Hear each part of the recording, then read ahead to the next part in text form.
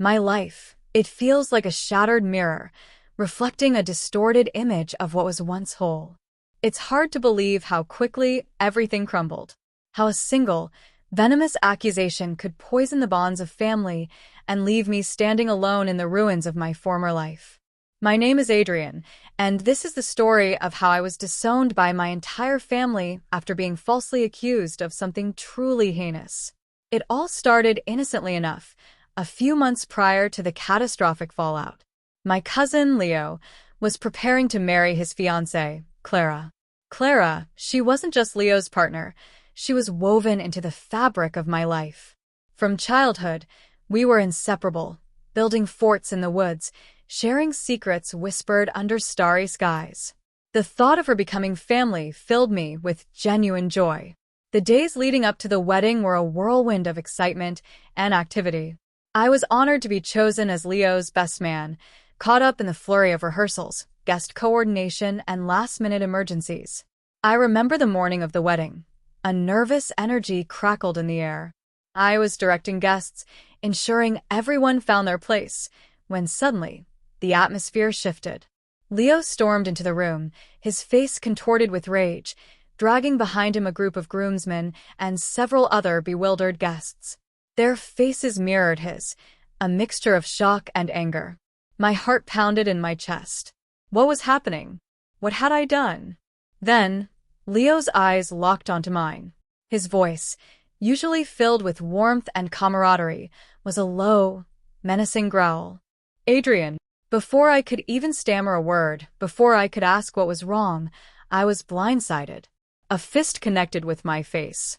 Pain exploded behind my eye, and I stumbled back, disoriented. Then another blow, and another.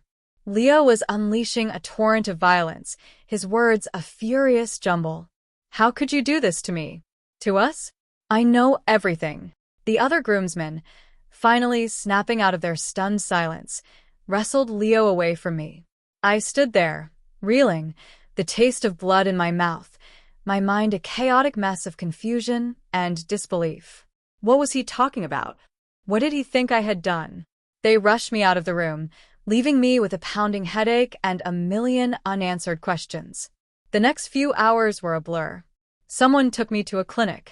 A doctor patched up my split lip, my bleeding nose, the rapidly swelling bruise blooming around my eye. He asked if I wanted to press charges. All I wanted was an explanation. Then, the cold, hard slap of reality. A text message from my father. Wedding is off. You have until the end of the day to clear your things out of the house. The words hit me like another physical blow. I hadn't lived at home for years, but I still had some belongings stored there. This message, it was like a final, brutal punctuation mark on whatever was happening. I rushed to my parents' house, desperate for answers. The scene that awaited me there is burned into my memory. My parents and siblings, their faces hard and accusing, stared at me as if I were a common criminal. It was then, in the suffocating silence of that room, that the accusation was finally hurled. I was accused of sleeping with Clara, Leo's fiancée. The absurdity of it took my breath away. I was stunned. I denied it vehemently, of course, but my words were like pebbles thrown against a stone wall. They wouldn't listen. My brother shoved a bag at my feet, a pathetic collection of my belongings, and ordered me out. Get out. And don't ever come back. I stumbled away from their house, adrift in a sea of confusion and pain. Nothing made sense. I had no idea where this accusation had come from, or why my family was so quick to believe it. I tried to reach Leo, to plead with him, to understand. But he had blocked my number. Every call to my parents or siblings went unanswered, or was met with a barrage of shouting before they hung up. In desperation, I turned to Clara. Our first conversation was a disaster. We were both hurt, angry, and confused, each of us lashing out in pain. But eventually, the storm subsided, and a fragile sense of reason emerged. We realized we were both victims of something, caught in a web of deceit. But who was spinning the web, and why? We had no idea. We agreed to communicate only through texts and emails, avoiding face-to-face contact for the time being. The situation was too volatile, the emotions too raw. Days turned into weeks, and despite our efforts to piece together the puzzle, we hit dead end after dead end. Everyone, it seemed, was convinced of our guilt. But when we demanded proof, they fell silent. It was maddening. When I finally managed to have a coherent conversation with Leo, his words echoed the same infuriating lack of logic. He demanded proof that I hadn't slept with Clara. The world had turned upside down. I was guilty until proven innocent, and no amount of denial seemed to matter. The fallout was devastating. My family, the people who were supposed to love and support me unconditionally, had turned their backs on me. Acquaintances vanished like smoke. Even my favorite cafe, the place where I'd spent countless afternoons reading and sketching, refused to serve me. Leo, it turned out, wielded considerable influence in our small town, and he wasn't afraid to use it. Clara fared no better. After Leo moved out of her apartment, her own family abandoned her, friends disappeared, and she faced hostility at work. It was unbearable to witness her suffering, to know that we were both being ostracized and vilified for something we didn't do. The weight of it all became too much to bear. One evening, I told Clara I was leaving town. I couldn't stay there any longer, suffocating under the weight of false accusations and the poisonous whispers. She agreed. We decided it was for the best. To leave everything behind and start over, somewhere new, somewhere we could build a life free from the shadows of the past. We made a pact to keep in touch, a fragile thread of connection in the vast unknown that lay ahead. 5 years since I'd last had a meaningful conversation with any member of my family, 5 years since Leo's disastrous near wedding. It's a strange thing, time. It can heal, but it also etches scars deeper, creating a kind of phantom limb sensation. You learn to live with the absence, but you never quite forget what's missing. In those 5 years, a lot had changed. I had changed. The raw anger and hurt had slowly given way to a quiet resignation, a determination to build a life where the shadows of the past couldn't reach me. Clara had also embarked on her own journey of healing and self-discovery, though in a different state. We stayed in touch, a lifeline of shared experience in a world that had turned against us. Social media messages, occasional phone calls, these were the threads that kept us connected. We understood each other in a way no one else could. We'd both been through the fire and emerged, if not unscathed, then at least stronger. And then there was Olivia. She came into my life like a sunrise after a long, dark night. She was vibrant, compassionate, and fiercely independent. I told her everything about Clara and my family, every painful detail of the accusations and the betrayal. It was terrifying to lay myself bare like that, but Olivia listened without judgment, offering unwavering support. What surprised me most was the bond that formed between Olivia and Clara. Despite never meeting in person, they connected on a deep level. They discovered a shared passion for fantasy novels, and every couple of weeks, they'd have these marathon Zoom sessions, sipping wine, and dissecting plot lines and characters. It was beautiful in a way, a testament to the resilience of the human spirit and the unexpected connections we forge. As time went on, Olivia and I built a life filled with love, laughter, and mutual respect. The idea of a future with her, a future where I was truly happy, took root in my heart. Then the news came. Clara was getting married. The invitation arrived, a delicate card that felt heavy in my hand. It was a bittersweet moment. I was genuinely happy for Clara, but the news also stirred up a whirlwind of old emotions, long-buried anxieties. And then another thought blossomed. I was going to propose to Olivia. Not at Clara's wedding, though. That wouldn't be right. I didn't want to steal Clara's thunder, to overshadow her special day. But the trip, it felt like the perfect opportunity. The prospect of spending my life with Olivia, of making her my wife, filled me with a quiet certainty. Which brings me to last week.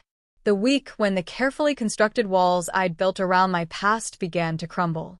A ghost from that past decided to reappear, shattering the fragile peace I'd found. Olivia was working from home that day. Her job allowed her that flexibility, which was a blessing. She hated the soul-crushing traffic, the endless gridlock that turned a simple commute into an hours-long ordeal. Around lunchtime, my phone buzzed with an incoming call. It was Olivia. That in itself was unusual. She rarely called me during the workday. My heart skipped a beat. Something was wrong. Her voice, when I answered, was shaky, laced with a tremor of fear. She told me that she'd gone out for lunch at our favorite shawarma place, a small, unassuming restaurant with the best falafel in the city. When she returned, she found a note pinned to our door. "We need to talk. I'll be returning tonight." No signature. Just those chilling words. Olivia was terrified. She locked all the doors and windows, her imagination running wild with worst-case scenarios. When she told me about the note, I didn't hesitate. Asked for an early leave from work and rushed home. That night, we barely slept. We sat up late, the silence of our apartment punctuated only by the occasional creak of the building or the distant wail of a siren. We waited, our nerves stretched taut, for the unknown visitor to arrive. I tried to reassure Olivia, to downplay the note, but even I felt a knot of unease tightening in my stomach. The past had a way of reaching out, of refusing to stay buried. Olivia, her fear palpable, grabbed a baseball bat from the closet and placed it next to the couch. I didn't argue. I understood her need to feel safe, to have some semblance of control in a situation that felt utterly out of our hands. But no one came. The night passed without incident, leaving us with a lingering sense of unease and a gnawing question: who had left that note, and what did they want? The next 2 days were equally unsettling. An eerie quiet settled over our lives. No more notes, no unexpected visits, just an unsettling stillness that felt heavy with unspoken threats. We went about our routines, but the shadow of the note hung over us, coloring everything with a sense of apprehension. Then, on the evening of the third day, the silence was shattered. The doorbell rang. I felt a jolt of adrenaline as I walked to the door, my heart pounding in my chest. I took a deep breath, trying to compose myself, and opened it. Standing there was a man. He looked exhausted, his eyes bloodshot, his clothes rumpled. He looked like he hadn't slept in days. A faint odor of alcohol clung to him. "Hey, Adrian," he said, his voice raspy and familiar. "Long time no see." The world seemed to tilt on its axis. A shiver ran down my spine, a visceral reaction to the sound of that voice. I knew who it was, even before my mind fully processed the image in front of me. It was Leo. My mind raced, trying to reconcile the image of the disheveled man on my doorstep with the memory of the boisterous, confident cousin I once knew. Leo looked like a ghost of his former self, haunted by something I couldn't quite decipher. A wave of conflicting emotions washed over me: anger, resentment, a flicker of morbid curiosity, and beneath it all, a weariness that went bone deep. I didn't want to deal with this. I had built a good life, a life free from the toxicity of my past. But here it was, knocking on my door, demanding to be acknowledged. The last time Leo and I had spoken, or rather, the last time he'd screamed at me, he'd nearly thrown a beer glass at my face.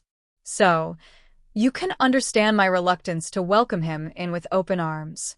This is how our first conversation went, a stilted, awkward exchange on my doorstep, with the weight of 5 years of silence hanging heavy in the air.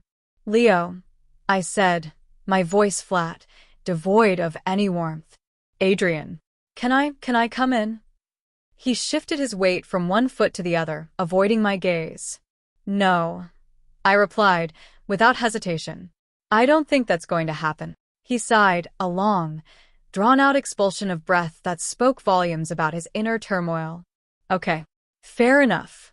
Look, Adrian, I came to apologize. I know the truth now." The words hung in the air, laden with a significance I wasn't sure I was ready to confront. "I accept your apology," I said, my voice still flat. "Goodbye." I turned to close the door, wanting nothing more than to shut out this unwelcome intrusion from the past. But Leo wasn't going to let me off that easily. "Wait," he pleaded, his hand reaching out to stop the door. I turned back, my patience wearing thin. "Are you not going to let me explain?" Not really, I said, the weariness creeping into my voice. An explanation might have been useful 5 years ago, before everyone I cared about decided to believe a lie and turn their backs on me. But what good will it do now? Leo's shoulders slumped. He looked defeated. You're right, he conceded. You have a point, but I'd still like to apologize to Clara. Can you give me her contact information? I felt a surge of protectiveness towards Clara, a fierce desire to shield her from any further pain. I could, I said, my voice firm, but I'm not going to. Come on, Adrian, he pressed, a hint of desperation in his voice. I just want to apologize to her. I need her to hear it. I'll tell her you're trying to reach out, I said, my tone leaving no room for argument. If she wants to talk to you, she'll contact you directly. But you should stay away from her. That was all I had to say. I turned and walked back into the apartment, closing the door firmly behind me. I heard Leo call out through the door, his voice muffled, thick with emotion. Unblock your mother, Adrian. She wants to speak to you. I didn't respond. I couldn't. The thought of reopening those old wounds, of dredging up the pain and betrayal, was too much to bear. I went straight to the living room, where Olivia was waiting, her eyes wide with concern. I told her everything that had just transpired, the unexpected arrival of Leo, the awkward and emotionally charged conversation on the doorstep. We sat in silence for a long time, the weight of the past pressing down on us. Finally, we both agreed that the first thing we needed to do was call Clara. If anyone deserved to know about Leo's reappearance, it was her. When I called her, Clara was stunned. Her initial reaction was one of disbelief, followed by a wave of anger. She made it clear that she had no desire to speak to Leo and that she didn't want him to have her contact information. I assured her that I would never betray her trust in that way. The next few days were a blur of confusion and conflicting emotions. The carefully constructed piece of my life had been shattered, and I was left grappling with the debris of the past. It took me a few days to decide what to do about my mother's request. The idea of talking to her filled me with a strange mix of dread and a faint, reluctant longing. After much internal debate, I finally unblocked her number and sent a simple text message. Heard you wanted to talk. Within minutes, my phone buzzed with an incoming call. I stared at the screen, my finger hovering over the answer button. But I couldn't bring myself to answer. I hit the reject button and texted her back. Text only. No calls. Her reply came quickly. Okay. We know you spoke with Leo. We want you to come home. I am home, I texted back. You know what I mean, Adrian. We want to apologize. We want to welcome you back to the family. I paused, my fingers hovering over the keyboard. What did I want? Could I ever truly go back? Could I ever forgive them for what they had done? I accept your apology, I typed finally. But I'm staying here. We just want to make things right, she pleaded. I will think about it, I replied. Goodbye.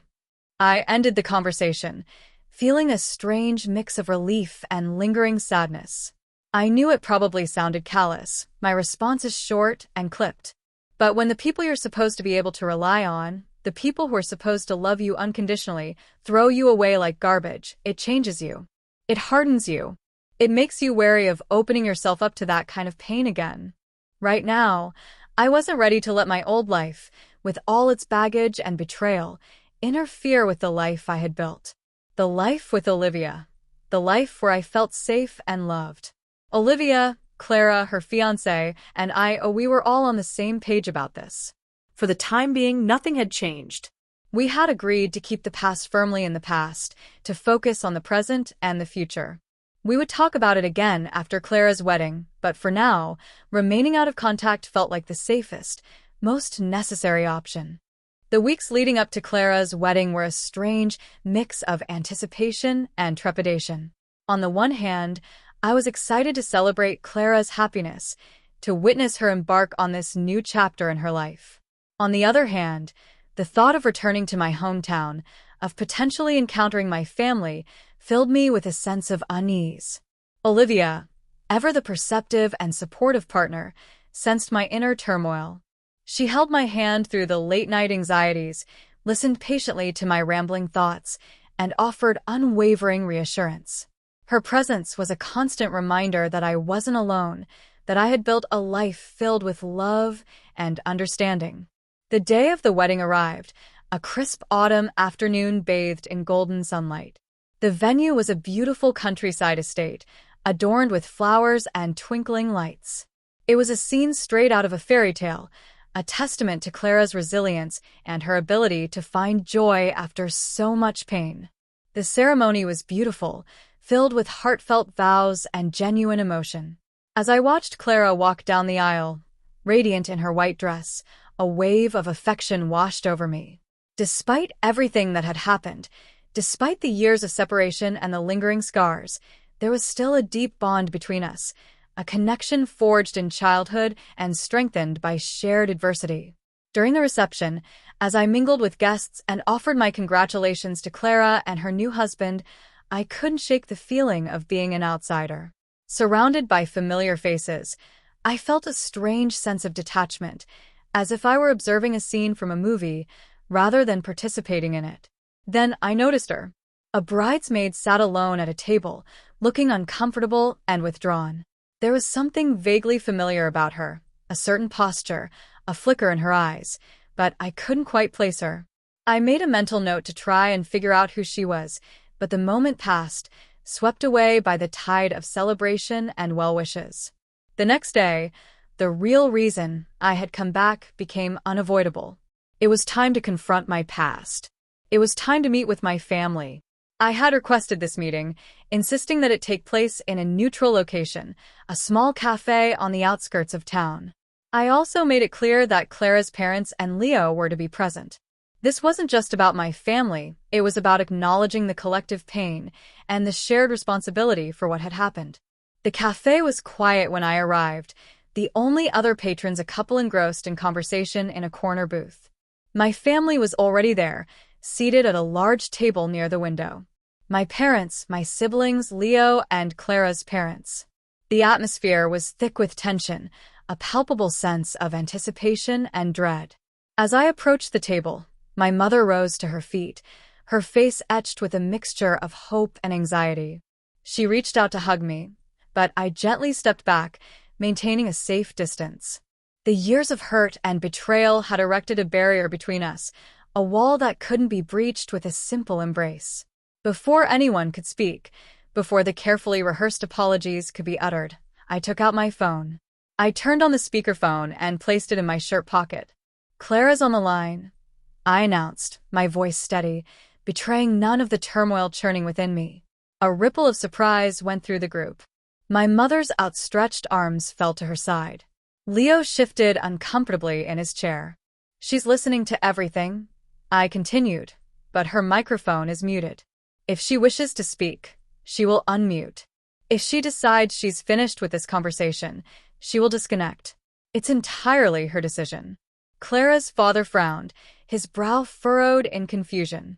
"Why isn't she here herself?" he asked, his voice laced with a hint of indignation. I met his gaze, my eyes unwavering. "Because she informed me last week that she doesn't feel safe after what happened 5 years ago. Can you blame her?" The words hung in the air, a stark reminder of the pain and trauma they had all inflicted. And then I dropped the bombshell. "And it wasn't just me that your precious Leo attacked that day. He also struck Clara and didn't even give her the opportunity to defend herself." The effect of my words was immediate and palpable. The air in the cafe seemed to thicken, the comfortable hum of background noise fading into a tense silence. Leo's face, already pale, drained of even more color. A collective gasp swept through the room. Even my stoic father shifted in his seat, his usual composure momentarily shaken. They had been so focused on my supposed betrayal, on my supposed transgression, that they had conveniently forgotten the violence inflicted upon Clara. It was a stark reminder of their selective memory, their willingness to overlook the truth when it didn't fit their narrative. After a long, heavy pause, my mother spoke, her voice trembling slightly. What do you mean, Adrian?" Before I could answer, Leo interjected, his voice defensive. "It was a mistake. I was angry. I wasn't thinking straight." "A mistake?" I echoed, my voice laced with disbelief. You punched her, Leo. You physically assaulted her.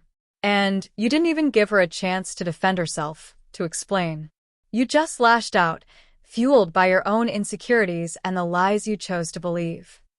The bridesmaid I had noticed at the wedding spoke up then, her voice surprisingly strong and clear. It wasn't just a mistake, Leo. It was a pattern. You were always quick to anger, quick to judge. And you always believed the worst of Adrian and Clara. I finally recognized her. It was Megan, Leo's wife. A fresh wave of shock rippled through the room. Megan, the woman who had built her marriage on a foundation of lies, was now speaking out against Leo. The irony was almost comical. Then the story unfolded. Slowly, haltingly at first, and then with a rush of confession, the truth spilled out into the open. 2 years after the scandal, Leo had married Megan. Their marriage, it turned out, was a turbulent one, plagued by constant arguments and simmering resentments. The cracks in their relationship, hidden beneath a veneer of normalcy, had begun to widen. During one particularly heated argument, about 6 months prior to this meeting, Megan had slipped up. In a moment of anger and frustration, she had confessed to sabotaging Leo's relationship with Clara. She admitted that she was the one who had told Leo about the supposed affair between Clara and me. She had fabricated the entire story, claiming to have seen us together, but unable to provide any concrete evidence. Her motive? She wanted Clara out of the picture. She wanted Leo for herself. The room was silent as the weight of Megan's confession settled upon us. The lies, the manipulation, the sheer callousness of her actions, it was staggering. When Leo had brought these accusations to the family 5 years ago, everyone had believed him without question. They had assumed he wouldn't jeopardize his own wedding unless he had a valid reason. They had taken Megan's word as gospel, never bothering to seek confirmation, never giving Clara or me the benefit of the doubt. They had condemned us without a trial, convicted us without evidence, and banished us from their lives based on a web of deceit spun by a woman they barely knew. Now, the truth was out. The carefully constructed narrative they had clung to for 5 years had crumbled, revealing the ugly reality beneath. They wanted to apologize. They wanted to make things right. They wanted to welcome us back into the fold. I sat there for a long moment, the emotions swirling within me, a complex mix of anger, vindication, and a profound sense of sadness. I looked at Megan, her face a mask of shame and regret.